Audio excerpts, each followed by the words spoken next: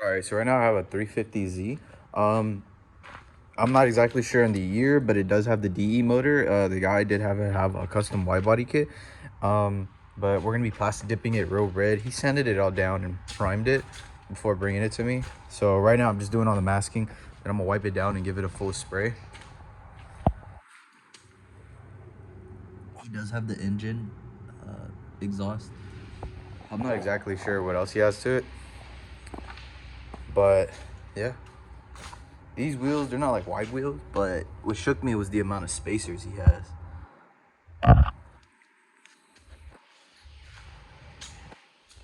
But yeah, once it's all masked off, I'll show you to you again, and then give you some spraying, and then when we back it out, I'll give you a full review of the car.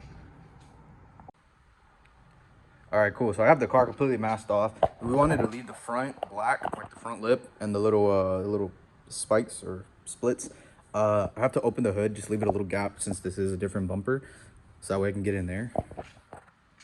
And then I got some masking tape on the inside for it. So he oiled it up and cleaned the engine bay, so I wasn't able to like stick it in, so I just put it down like that. That DE power. But yeah, we're gonna be plastic dipping these eyelids too. So yeah, like I said, he sanded down the whole car and primed it, so it's pretty smooth. You can't really feel the lines, so you won't be seeing them, hopefully.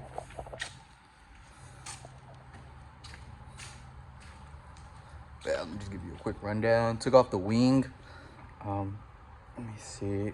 So he tried to make it go as close as he could. So in here, so he wanted it to make it look like one piece.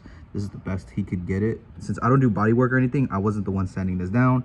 This I cannot remove since the trunk does not open. So the latch that you pull on the inside as well does not work, nor does the button. Not sure what happened, but it just doesn't, so I can't. We're gonna be doing the handles, this, everything. I thought he was gonna wrap the roof black, but we're just doing it red instead. So it's not really recommended to plastic dip over like sanded and primed parts, but it will stick. But sometimes it does lift, but most of the time it does not. But okay, cool, I'll get to it. All right, so right now we got the base coat laid out. It's you know, just the regular black gallons. We're about to put the color on, and he's gonna be doing the real red, so it's gonna be more of like a satin red. And then yeah, we'll just go off of there. There was a spot it didn't really stick to right here, so I had to recoat it. I'm guessing from the Bondo and the amount of, like, I don't know what kind of, it was like liquid plastic, and it still felt kind of squishy, so I didn't really stick to it, but that was it. Everything else was pretty good. Really kind of excited to just see how it comes out. But yeah, once I finish it, or like right before I lay the last coat of red, I'll pretty much just show you what it looked like, and then I'll do the coat. I'll peel it all off. If we still got some daylight, I'll back it up and show you guys what it looks like. If we don't, I'll just pull it out tomorrow.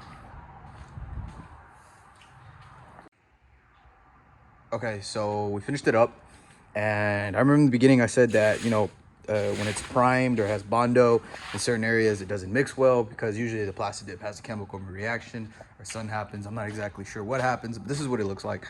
So we usually put some gloss coats on top of, you know, the satin finish, so that way it gives it a little sheen to it, so it looks glossy. But things like this, here, let me zoom in, like that, when it pops up, there's no way around that. That's because of the prep, not mine's, but what had, however he prepped it. Pretty much whatever was underneath, it didn't stick well, and it kind of like, it's stuck on it and then it shriveled in, so it molded onto the paint or some type of chemical reaction. We gave him the pre-dip to watch the car beforehand. Here it happened as well. Here was not too good either. See, down here it still had some of that, you can see me pushing it in. It's like rubber type, so it doesn't stick to rubber. Like if you were to dip this whole tire, for instance, it would stick on it from it being dirty, like the dirt and stuff. But if it was clean, it's rubber, it'll start lifting off. Probably even when it was dirty, when it's stuck, probably like a week, it'll start lifting off. So same with this, but this is straight clean rubber. So, and it's like slippery, so it doesn't even stick to it. So it's best, you know, of course, to have your car completely sanded down and primed right, and then sanded that down. But if it has paint, that's even better. Not aerosol can paint, but you know. Let me see. That's just like a dent. It's not like a bubble. It looks like it though. This is a bubble. That because the paint that was already on it was already kind of lifted. So I do have to put the spoiler back on, and after that I will record it. It is dark outside. Well, it's not too dark, so I'll go out. Here it happened as well. But yeah, when this happens, there is no fixing it. Maybe you could peel off the whole thing, prep it right, and then redo it. But this car is not, it's a project car. It's kind of like a beater. It just looks better now. So he's not gonna do all that. It's just gonna ride it, just do whatever to it. Yeah, let me go ahead and put the wing back on, and then I'll show you when I back it up.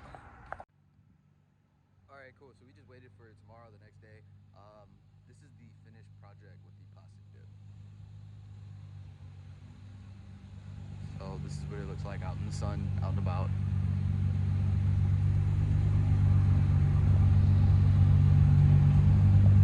I'm gonna get some close-ups in a few seconds. Just give you like an outside roundabout. So yeah, like I let everybody know, you know, I'm not a professional. I'm not certified in any means necessary. I do have my imperfections. I do everything in the storage unit. So, you know, speaks. But okay, cool. So this is those imperfections. So this is like hardened. So it's hard.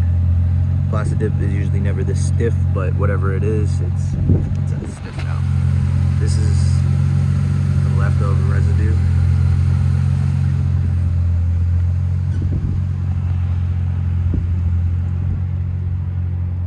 The roof, it's already having those spots like there. And I mean, if the car had, you know, a whole lot better paint and it was like good, it would have came out a whole lot better. And then I'm not too fond of using red or blue pearls, just due to the fact that I used supposed to mix 50 grams per gallon for plasti dip. I mixed 75 grams per gallon, and I used 3 gallons on this car of the the top coat with the pearls, and I still couldn't get it fully solid. So you may see some lines on some spots. This it just came out of nowhere.